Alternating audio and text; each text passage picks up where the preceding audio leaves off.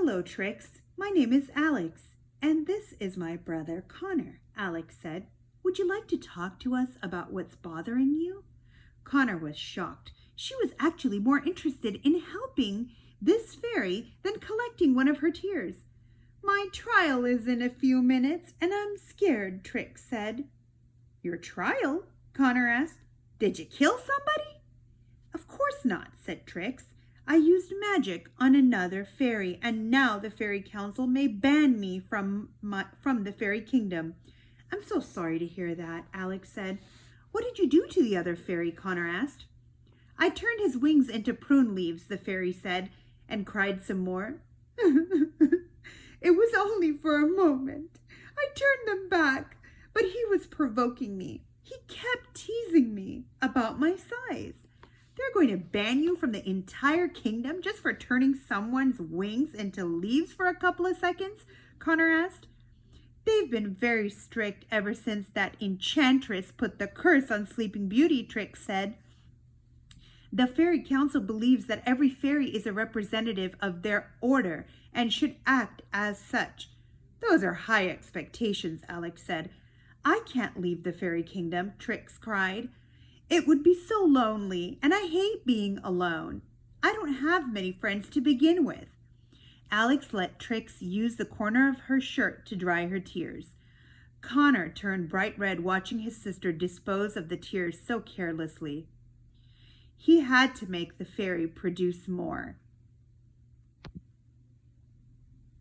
Being banned would really be terrible, though, wouldn't it? Connor said. You'd probably have to live in an old bird nest in the dwarf forest and be chased by wolves and witches every day, and that's only if an ogre doesn't capture you in a jar and barbecue you first.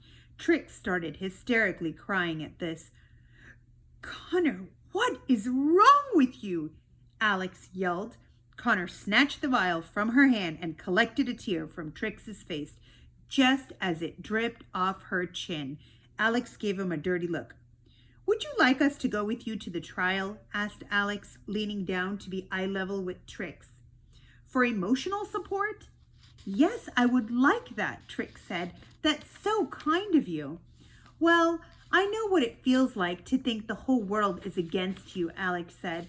We'd better get going. I don't want to be late. Trix flew into the air and fluttered down the path. The twins walked after her. Alex, are you crazy? Connor said. We've got a tear. Let's get out of here. We're the only people in the world who this fairy has, Alex said. We're going to be good people and help her out. Connor grunted with frustration. Helping this fairy isn't going to take away bad memories you have from school, Alex. Alex ignored him and followed Trix down the path. Connor followed, sulking the entire way. They traveled deeper into the fairy kingdom. Everything in the distance seemed to sparkle. They thought it was a mirage at first, but the closer they got, they saw that the trees, the grass, and the path all shined and shimmered in the sunlight. What is up with all this glitter? Connor asked. I don't think it's glitter. I think it's magic, Alex said. They reached the heart of the kingdom and were completely bewildered by what they saw. It was like they were standing in a gigantic tropical garden with large, colorful flowers of all shapes and species. There were weeping willows over small ponds and vines that grew across the ground and up the trees. There were beautiful bridges over many streams and ponds. There were fairies everywhere. Many flew around in the air. Some just hovered above the ground, and some walked on smaller paths adjacent to the ones the twins were on. They were all different shapes and sizes and colors. Some were taller than Alex and Connor, some were as small as Trix, and some didn't even seem to be solid, but rather made from pure light. There were just as many male fairies as there were female. Some of the fairies wore gowns, others' clothes were made entirely from plant materials, and some wore nothing at all. Many had made miniature homes in the branches of the trees or in mushrooms on the ground, and there were fairies who even lived underwater with colorful fish. Something about this place made Alex feel as if everything were right in this world. It gave her more hope, excitement, and happiness with every step she took. It was paradise. Have you ever seen something so beautiful in your entire life? Alex asked her brother. Not too shabby, Connor said. The Fairy Council operates in the Fairy Palace. It's just up ahead, Trix said, and gestured the twins to follow her over a pond. They, of course, took the bridge. They walked toward a palace made entirely out of golden arches and pillars. It was completely open. There were no more than 2 walls to line each room, and all the windows were tall with no glass. When you lived in a place as beautiful as this, who would want to keep out the environment? Trix took the twins to the center of the palace into a long room with many seats facing the front. This would be the perfect place for a wedding, Alex said. At the front of the room were 7 fairies, Alex and Connor's size. They looked like a living rainbow. Each was dressed in a specific color, and they stood behind podiums positioned over an arch. That's the Fairy Council, Trix said. That's Rosette, the red fairy, Tangerina, the orange fairy, Xanthus, the yellow fairy, Emeralda, the green fairy. She's mostly in charge. Skyline, the blue fairy, Violetta, the purple fairy, and Coral, the pink fairy. Rosette was short and plump and had very rosy cheeks. Tangerina was stylish and wore her orange hair in a large beehive with actual bees flying around it. Xanthus was male. He wore a shiny suit, and parts of him were ablaze. Emeralda was tall and beautiful. She was black and wore a long emerald dress that matched her eyes and jewelry. Skyline was very pale and had hair the color of sky and flowing robes the color of the sea. Violetta was the oldest and had grayish-purple hair. Coral was the youngest, no more than a few years older than the twins in appearance, and wore a simple pink dress and had a pair of pink wings on her back. There were 2 empty seats on either side of the podiums. Who sits here? Who sits there? Alex asked Trix. The fairy godmother sits on the left and Mother Goose sits on the right, Trix said. They complete the Fairy Council, although they're rarely here. They're always traveling around the kingdoms, helping people. Is that you, Trix? Emeralda asked. Yes, I'm here. Trix peeped nervously and flew to the front of the podiums. You're late. Please come forward, Emeralda said. She was gracious but authoritative. Someone the twins would definitely want in their corner during an altercation. Trix, do you know why you've been called before the Fairy Council? Trix shamefully nodded her head. Yes, ma'am. Being a fairy requires a strong sense of responsibility, Tangerina said. Responsibility that you haven't shown. Trix nodded some more, her eyes swelling with tears. I know, she squeaked. Unfortunately, we can't let your actions go unpunished, Violetta said. We need to make an example of you to reinforce the #1 rule of being a fairy, Rosette said. To never, under any circumstances, use your magic harmfully against another person, place, or thing, Xanthus said. Unfortunately, there's only one thing for us to do, Skyline said. We have to banish you from the fairy kingdom, Coral said. Trix covered her eyes and wept harder than she had all day. I understand, she said through her sobs. Whoa, whoa, whoa, whoa, whoa, Connor yelled from the back. Hold on, are you kidding me? He promptly walked to the front of the room and stood next to the spot where Trix was hovering. Connor, Alex said and tried to grab him, but it was too late. Are you seriously going to ban her for making one little mistake? Connor asked the council with his hands on his hips. There was whispering and murmuring among them. They were appalled that someone would so openly question their judgment. Please don't try to help me, Trix whispered to Connor. Young man, who do you think you are? Xanthus said.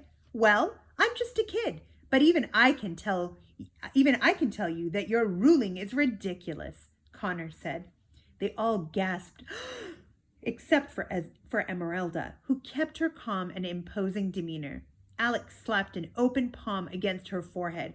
"How dare you?" Tangerina said. The bees swirling around her hair grew mad and flew faster around her head. "You are out of line," Violetta said.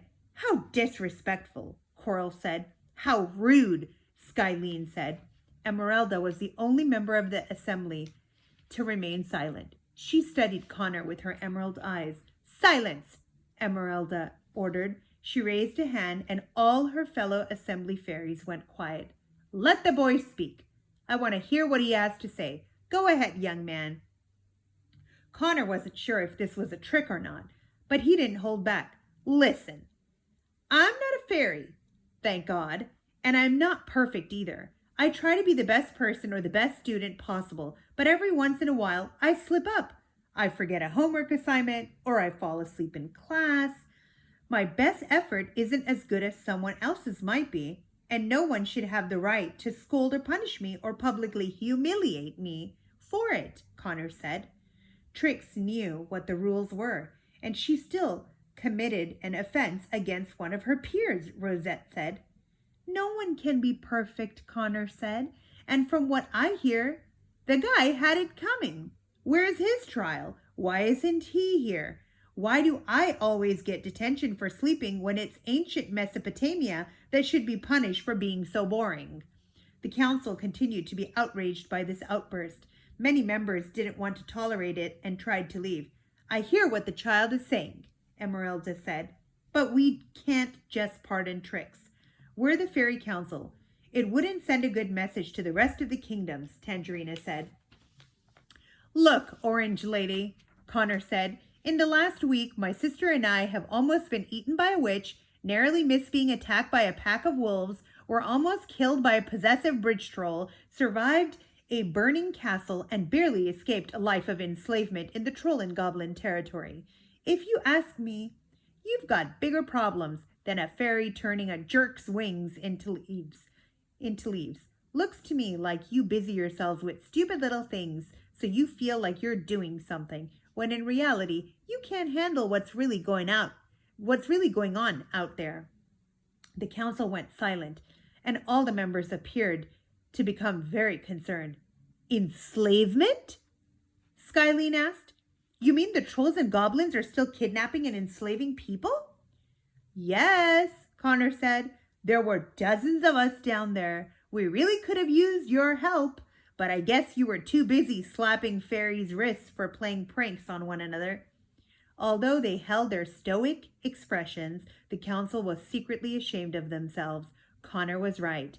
They eyed one another for a moment before Emeralda broke the silence. "On behalf of this council, I hereby forgive Trix for her crimes," Emeralda said. "Xanthus, Skylene, and Tangerina, I say we pay a visit to the Troll King and the Goblin King immediately. And furthermore, let this be a lesson to all of us." Xanthus, Skylene, and Tangerina nodded and then disappeared into thin air with a pop. "Thank you, Mr. Emeralda said. "Wishington?" Connor said. "Connor Wishington." Emeralda smiled and then disappeared with the others. Trix flew up to Connor's face and gave him a huge hug. "That's the bravest and nicest thing anyone has ever done for me," Trix said. Connor looked back at his sister. She was beaming with pride. She was so proud of her brother. It was a look Connor rarely got to see. "You know, helping a fairy isn't going to take away any unhappy memories from school," Alex told him when she joined Connor and Trix near the podiums. Connor slyly grinned. "I had to say something. I would have regretted it if I hadn't." The remaining Fairy Council fairies began to leave. Some simply walked off and others disappeared into thin air, leaving behind sparks or bubbles as they went. Coral was searching the room for something and patting her lap as she went. "Here, Fisher. Where are you, Fisher?" Coral said. A fish with 4 legs ran past Alex and Connor and jumped up into Coral's arms. "There you are," Coral said. "It's just about time for your lunch." Alex and Connor looked at each other, confused, each wondering if the other had just seen it too. Is that what I think it is? Connor asked. I think so, Alex said. Coral was just about to leave when the twins stopped her. Excuse me, Alex said. Where did you get your fish? Oh, Fisher? Coral said. I dropped a wand in a lake once and granted him a wish after he swam down and got it for me. He wished for legs, silly thing, so he could play with some boy who lived in a village nearby. The boy ended up dying sadly, so Fisher came to live with me. Coral's wings began to flap, and she flew away with her pet fish. So that was what we thought it was, Connor said. Yes, said Alex, her head spinning with questions. That was the walking fish from Dad's story.